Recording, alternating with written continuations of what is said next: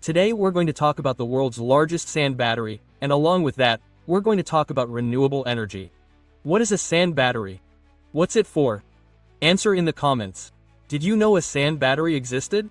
We'll cover everything, but first, right? Leave your comment, and if you like this project, leave a like. Comment, okay? So, let's get to my notes. It's going to be launched in Finland. A sand battery the size of a giant thermos flask has gone into operation. How does it work, Rodrigo? It uses excess solar and wind energy to heat tons of sand to high temperatures and stores that heat for months. When the city needs heating, the system delivers the heat to the district heating water. That's how it works. The result is less fuel burned and a more stable electricity bill on cold days. In other words, a smarter, more optimized system. In practical terms, it's like charging heat when energy is cheap and using it when it gets expensive. I've seen in some countries, right, that at certain times you have an incentive to use less, and at other times it's cheaper, so to speak. And so, the burning question, right? Do you believe technologies like this could also help in warmer countries, or do they only make sense in colder regions? Comment below. Let's continue here with how it works, right? These first batteries were installed in Porna, which is in Finland. The unit ranges from 1 megawatt to 100 megawatts. Comment below if that's probably enough, right?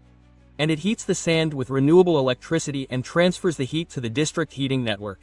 In practice, it helps keep homes and buildings warm in the winter with less gas use. In other words, it must be quite cold there, right? I've never been. Comment below if you've been there, right?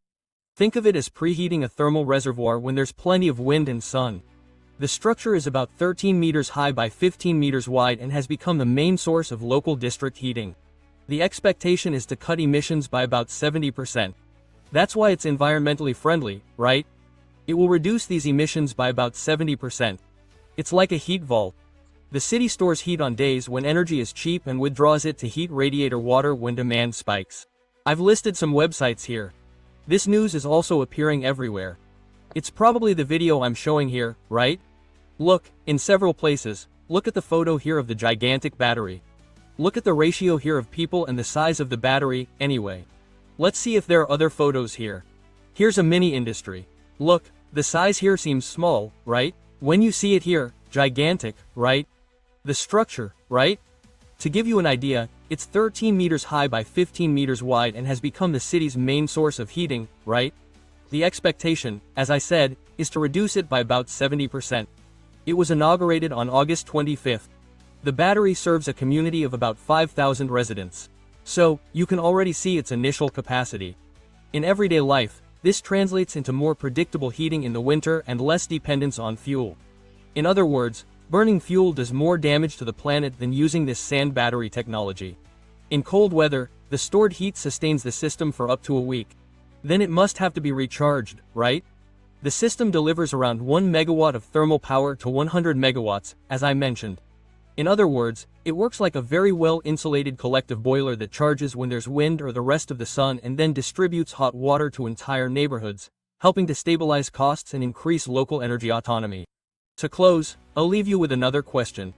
Do you believe this type of battery can become common worldwide, or will it remain restricted to a few countries in colder regions? Guys, this video doesn't end here. It ends with us chatting in the comments, exchanging ideas, exchanging opinions. I'm just opening the threads for us to talk. And remember, if you like this project, the videos, our work here, okay? Like it, leave a comment, it helps a lot. Just hitting like and leaving a comment already helps a lot, okay? And I'll leave some suggestions for you to continue with me in this world of technology and artificial intelligence, okay? See you in the comments and in the next video.